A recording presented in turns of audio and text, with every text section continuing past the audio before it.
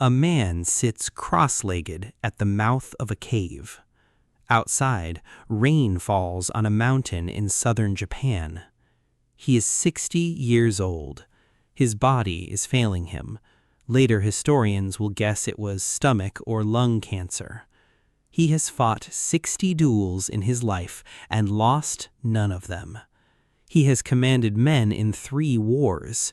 He has been feared, hired, exiled, and worshipped by students who would have died for him without hesitation.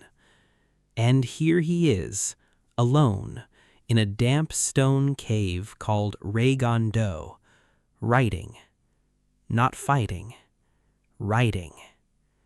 For the last years of his life, Miyamoto Musashi walked away from almost everyone. He didn't marry. He didn't raise children of his own. By most accounts, he barely bathed because a bath was the one place a man could be caught with no weapon in reach. He wandered for years at a stretch with no fixed home, no master, no payroll, answering to no lord. And in the final stretch of his life, he disappeared into the mountains and sat with nothing but his own mind for company. What came out of that solitude wasn't bitterness, it wasn't madness.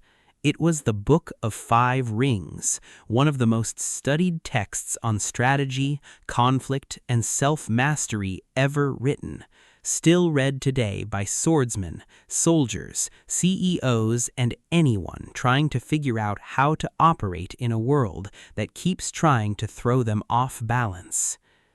This video is about what those years alone actually taught him, and what they can teach you, whether your battlefield is a boardroom, a relationship, a creative project, or just your own head at 2 a.m. Let's get into it. To understand why Musashi eventually chose solitude, you have to understand how little choice he had in anything else. He was born around 1584, in the middle of one of the bloodiest stretches of Japanese history, the tail end of the Sengoku period, when the country was a patchwork of warring domains, and a man's life expectancy depended heavily on which warlord he happened to be standing near. His mother is believed to have died as a result of giving birth to him. His father, by most accounts, was distant and eventually left. He was raised in part by an uncle who was a Buddhist monk. He grew up without the thing most of us take for granted without even noticing it: a stable home with people who were simply there. Some historians described the young Musashi as wild, intense to the point of being frightening to the adults around him. Whatever softness might have existed in him as a small child seems to have been burned off early. By the time he was 12 or 13, depending on which account you trust, he had already fought and killed a man in a duel, a traveling swordsman named Arima Kihei, who by most tellings made the mistake of underestimating a furious teenager with a wooden sword and absolutely nothing to lose. That detail matters more than it might seem at first.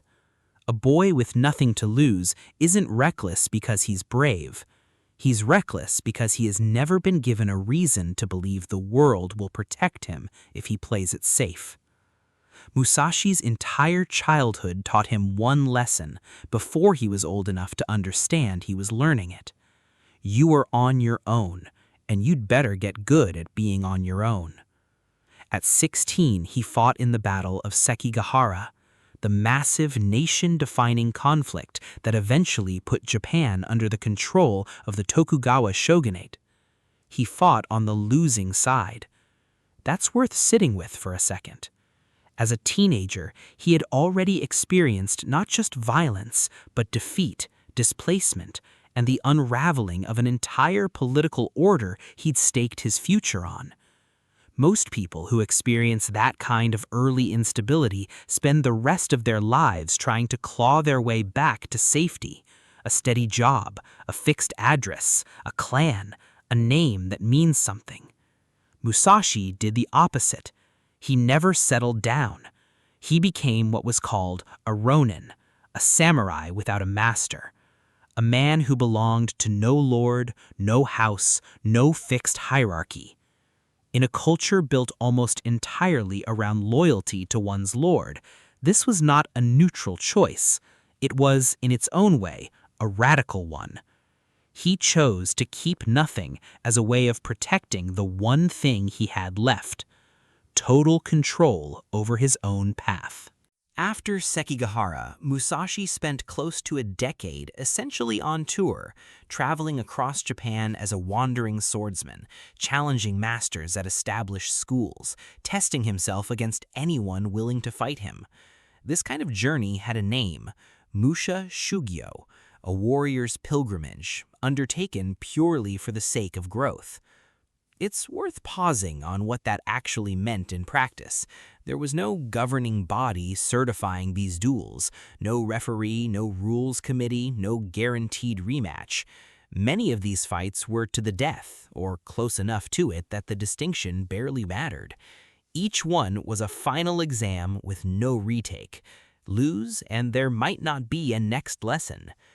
Over the course of his life, by most accounts, he fought somewhere around 60 of these duels. He didn't lose a single one. It would be easy to tell this part of the story as a highlight reel: the undefeated swordsman, untouchable, a legend in his own time. But that framing misses what actually made Musashi different from every other talented fighter of his era. He wasn't simply more skilled with a blade than his opponents, although he clearly was. What set him apart was that he refused to fight the fight his opponents expected. Most schools of swordsmanship in his era were built on tradition, set forms, inherited techniques, an established way of standing, gripping, striking. There was prestige in following the form correctly. Musashi looked at all of that and essentially said, "I don't care about looking correct, I care about winning." So he broke rules constantly, and he broke them on purpose. He developed a style using two swords at once, a long sword and a short sword, wielded simultaneously, at a time when most warriors considered this undignified, even a little insulting to the tradition of swordsmanship. He didn't care. Two blades meant more angles of attack, more tools, more options. He called this approach Niten Ichi Ryu, two heavens as one, and it became the foundation of the school he eventually founded. He was also a master of something far more interesting than swordplay. He understood that most fights are decided before the first strike, in the psychology of the moment. The most famous example is his duel against Sasaki Kojiro on the small island of Ganryujima. Kojiro was, by reputation, everything Musashi wasn't: elegant, formally trained, technically flawless, famous for his signature strike called the swallow cut, wielding an unusually long and beautiful sword. Their duel was anticipated as the ultimate clash between two opposing philosophies of the blade. Musashi showed up late, deliberately. Hours late, by some tellings, late enough to make his opponents stew in anger and anticipation while the crowd grew restless. And rather than arrive with a polished weapon, he is said to have carved a sword out of a spare boat oar on the journey over, using a piece of driftwood instead of fine steel. It was, depending on how you read it, either an insult or a statement: "I don't need what you think I need to beat you." By the time the fight actually started, Kojiro was already off balance, not physically, but mentally. And that was the real weapon Musashi had used. The duel itself, by most accounts, was over almost instantly. This is the first real lesson buried in Musashi's story, long before he ever sets foot in that cave. Mastery isn't about perfecting a single correct form. It's about understanding the situation so completely that you can reshape the terms of the fight before your opponent even realizes the fight has started. He never won because he was the most disciplined student of any one tradition. He won because he refused to be bound by any tradition at all. Even though it's arguably the most important stretch of his entire story. From roughly his 30th year until his late 50s, Musashi lived as a guest swordsman under the patronage of various regional lords, teaching, occasionally serving in military campaigns, but never fully committing himself to any one household the way most samurai of his era did. He adopted a son, Iori, who would go on to have a distinguished career of his own as a retainer. But Musashi himself stayed, in a fundamental sense, untethered.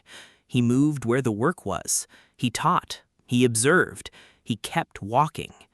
By multiple historical accounts, he never married. He never built a permanent home in the way most people understand that term. Students who studied under him later described a man who didn't comb his hair, who avoided baths, not out of carelessness, but reportedly because a bath was the one moment a swordsman could be caught completely unguarded, with no weapon within reach. Whether that detail is literally true or has been embellished over centuries of retelling, the spirit of it rings true to everything else we know about him. This was a man who had built his entire identity around never being caught off balance. There's a small story from his later years that tells you more about his mind than almost anything on record. A student once brought him a stack of bamboo poles and asked how to tell which ones were strong enough to use as flagpoles.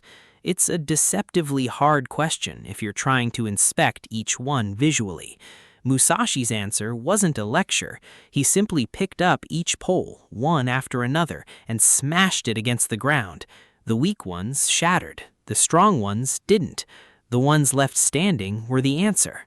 His student called it an unquestionable method, and that phrase captures something essential about how Musashi thought. He had no patience for theories that hadn't been tested against reality. He didn't care what a pole was supposed to be capable of. He wanted to know what it could actually survive. This is the same mind that decades earlier ditched the polished tradition of single-sword fighting because two swords simply worked better. This is the same mind that showed up late to a duel because psychological pressure was a real weapon, even if it wasn't written into any sword manual. Musashi trusted almost nothing he hadn't personally tested, including, eventually, his own assumptions about what made a life worth living. And somewhere in that long middle stretch, decades of teaching, traveling, advising, fighting in occasional campaigns, including the suppression of the Shimabara rebellion in his 50s, something in him kept circling back to a single nagging question. What was all of this actually for?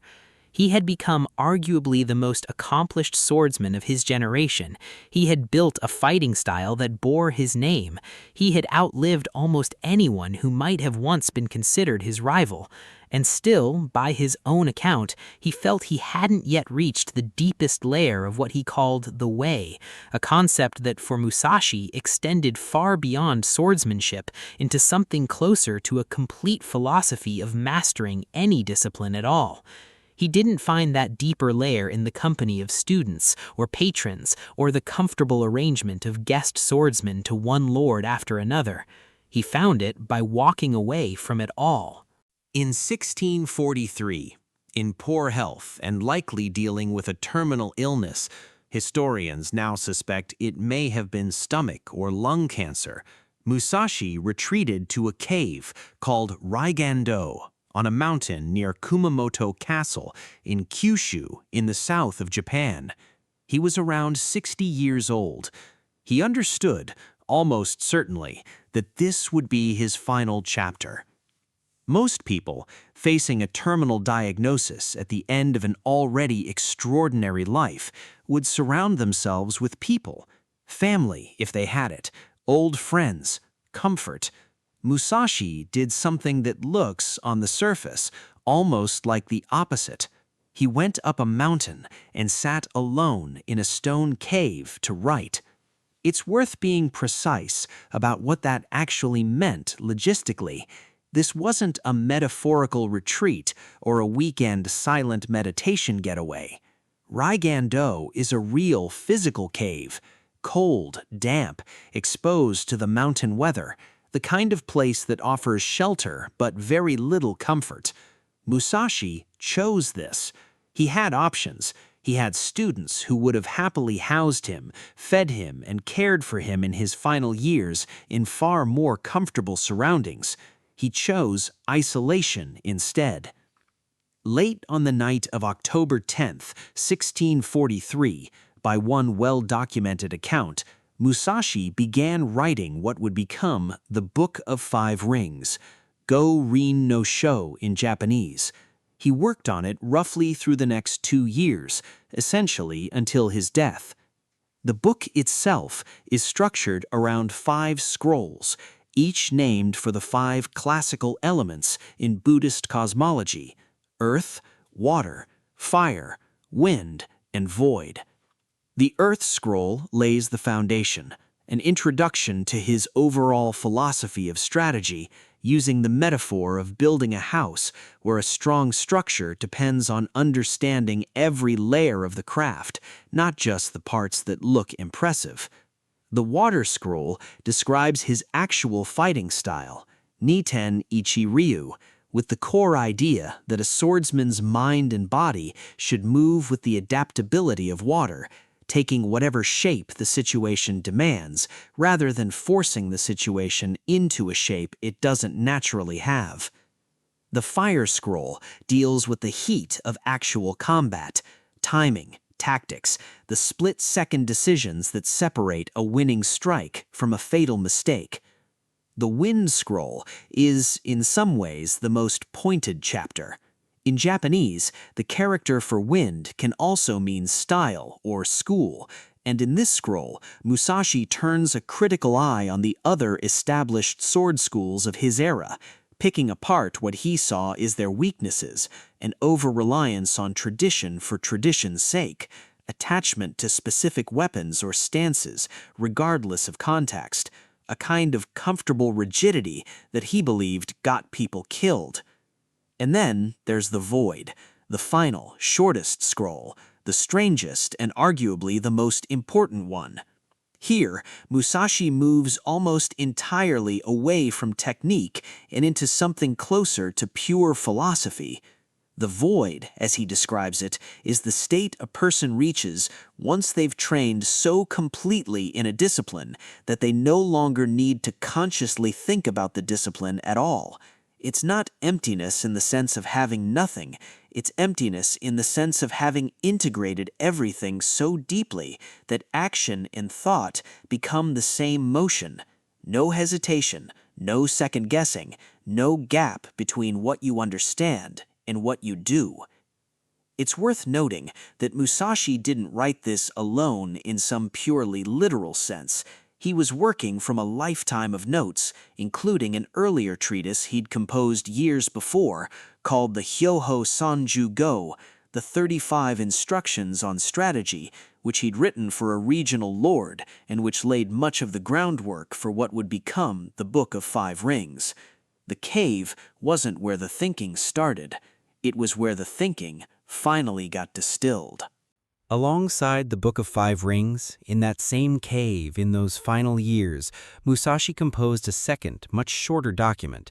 It's called the Dokko-do, often translated as the Way of Walking Alone, or sometimes the Path of Aloneness.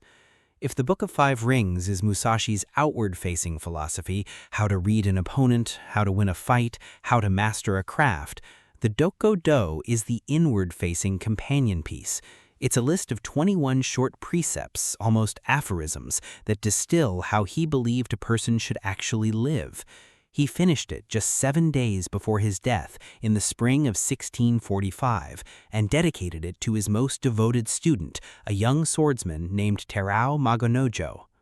This wasn't a manual for winning duels. This was a dying man's attempt to hand someone the operating principles he'd spent an entire life testing against reality.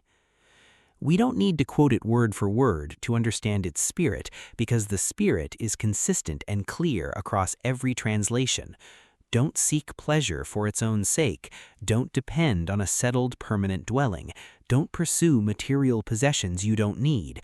Don't regret what you've already done. Don't envy others. Don't let yourself be ruled by your emotions. Don't be swayed by the opinions of others. And perhaps most strikingly for a man writing this in a religious country in a religious era, don't expect the gods or the spirits to save you. Respect them if you want to, but don't lean on them. There's also a recurring theme in the Dokudo about discipline applied evenly to everything, not just swordsmanship, but every art, every profession, every part of daily life. Musashi believed that real mastery in one discipline taught you something true about mastery in general. Late in his life, he proved this by becoming a genuinely accomplished painter and calligrapher, working in ink in the spare, economical style known as sumi-e. A handful of his paintings, including a striking image of a shrike perched on a withered branch, are still held in museum collections in Japan today. He hadn't trained as a painter the way he'd trained as a swordsman. He simply believed and then demonstrated that the underlying principle was the same. Understand the essential thing, cut away everything that isn't essential, and execute without hesitation. The 21st and final line of the Dokudo is, by most translations, something close to respect the way of the gods and Buddhas, but do not depend on them. It's the last instruction he leaves his student. Not a comfort, not a reassurance, a final reminder to stand on your own. 7 days after finishing it, Musashi died. By the account that's been passed down, he died the way he'd lived, seated upright in formal posture, his sword in hand, facing whatever came next without flinching. His final poem is sometimes translated roughly as describing how he had crossed the plain of his life, the way you'd cross a sea, and yet mountains still remained ahead of him. Even on what he knew to be his deathbed, the man who had never lost a duel in 60 fights wasn't thinking about what he'd already conquered. He was thinking about how much further there still was to go. That's not the mindset of someone who retreated into solitude because he'd given up on the world. It's the mindset of someone who used solitude as the only tool precise enough to finish the work he still felt was unfinished. So what did 3+ years of near total isolation actually produce in this man's mind? Let's break it down into the ideas that hold up the best, the ones that made the Book of Five Rings relevant to people who will never hold a sword in their life. First, stop training to look correct and start training to win. This is the lesson buried in his rejection of single sword tradition decades earlier, and it's also the lesson buried in his solitude. Most people, when they're struggling with something, look around at how everyone else is handling it and try to copy the approach that looks most respectable. Musashi's entire career was built on refusing to do that. He asked a different question. Not what does the correct form look like, but what actually works when tested against reality, with everything on the line. In the cave, alone, he wasn't performing wisdom for an audience. There was no one there to impress. Whatever he wrote had to survive contact with his own brutal self-honesty, because there was no one else's approval to fall back on. If you're trying to figure out your career, your art, your relationships, your health, ask yourself honestly whether you're optimizing for what actually works or for what looks acceptable to the people watching. Those are not always the same thing, and the gap between them is where most people get stuck. Second, real mastery requires unsupervised time.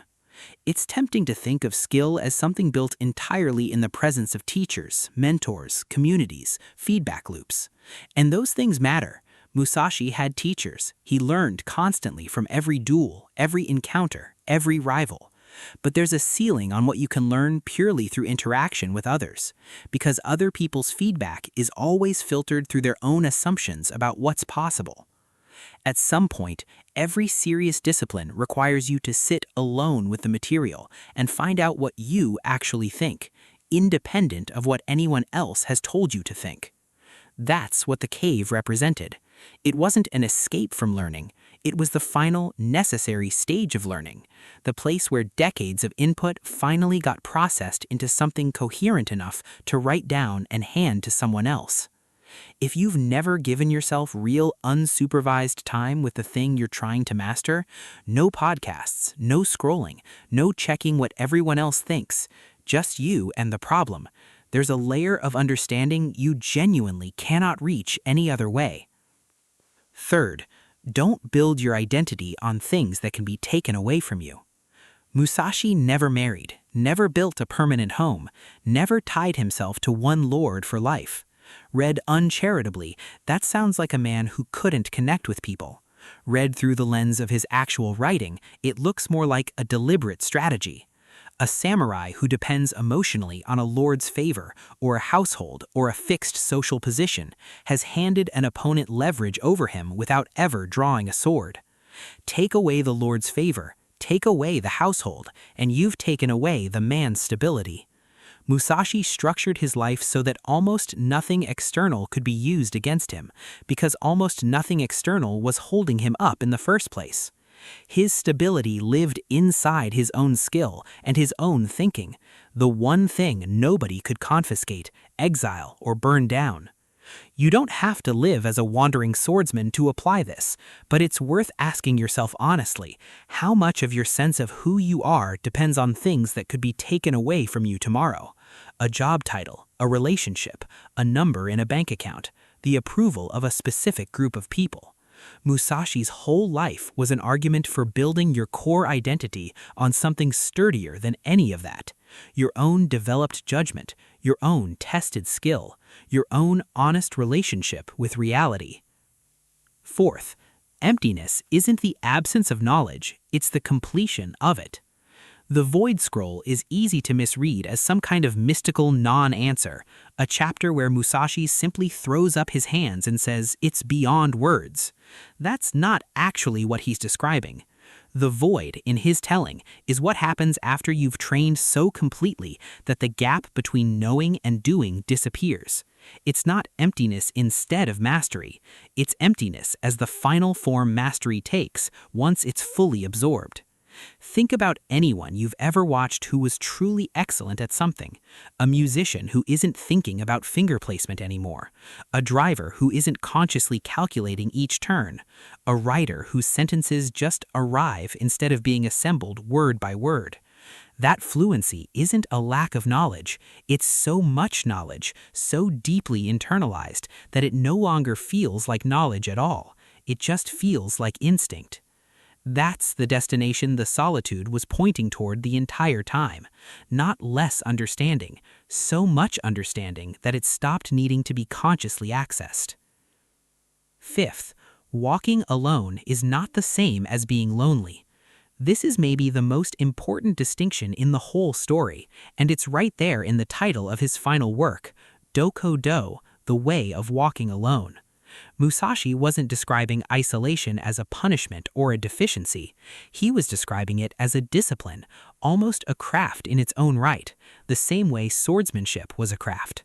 Walking alone in his framing means taking full responsibility for your own judgment instead of outsourcing it to consensus, instead of needing a crowd's agreement before you trust your own conclusions. That's genuinely difficult. Most of us are wired to want validation, to check our instincts against the room before we commit to them. Musashi spent a lifetime, and especially those final cave years, practicing the opposite, trusting a conclusion because he had tested it himself, not because anyone else had confirmed it for him. That doesn't mean he didn't value other people. He had students he clearly cared about deeply enough to spend his final week alive distilling his entire philosophy into 21 lines specifically for one of them. Solitude, for Musashi, wasn't the rejection of connection. It was the place where he did the work that made him worth connecting to. It would be easy to file all of this as an interesting piece of 17th century history and move on. A famous swordsman, a cave, a couple of old books. Interesting, maybe even inspiring for a moment, but not obviously relevant to a life that doesn't involve any duels. But look at what's actually changed and what hasn't 400 years later. Musashi lived in a world that was constantly trying to pull him into someone else's structure, a lord's household, a school's tradition, a fixed identity that would have made his life more comfortable and more predictable in exchange for less control over his own judgment. Most of us live inside some version of that same pull today, an employer's expectations, a platform's incentives, the opinions of people we've never met delivered instantly and constantly through a screen. The pressure to look a certain way, perform a certain identity, agree with the consensus in the room before we're even sure what we actually think. Musashi's answer to that pressure wasn't to fight everyone publicly or build a brand around being a rebel. His answer was quieter and harder. Build a life sturdy enough and a mind clear enough that you don't need anyone else's permission to know what's true. And the only way he found to build that was time. Real, uninterrupted time, sometimes uncomfortable, alone with his own thinking, tested against real consequences, refined until it could survive scrutiny. You don't need a cave. Most of us, thankfully, don't need to retreat to a mountain for 3 years to find some clarity, but the underlying principle scales down just fine. It might look like an hour without your phone, a weekend without checking what everyone else thinks, a genuine attempt to sit with a hard question about your work, your relationships, your direction, without immediately reaching for someone else's opinion to settle it for you.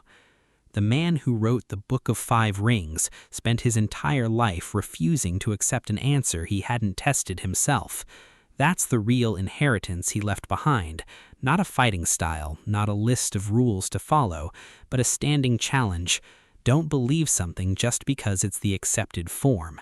Test it. Strip away what doesn't survive contact with reality, and don't be afraid of the silence it takes to find out what's actually left standing once you do.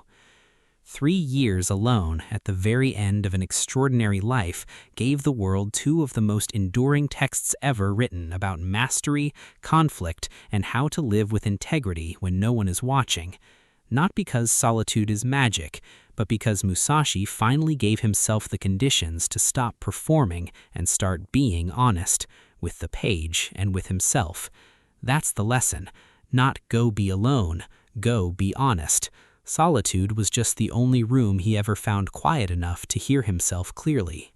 If this kind of deep dive into history and philosophy is something you want more of, let me know in the comments what figure you'd want covered next. And if you found value in this one, consider subscribing. It genuinely helps the channel keep making these. Thanks for watching. I'll see you in the next one.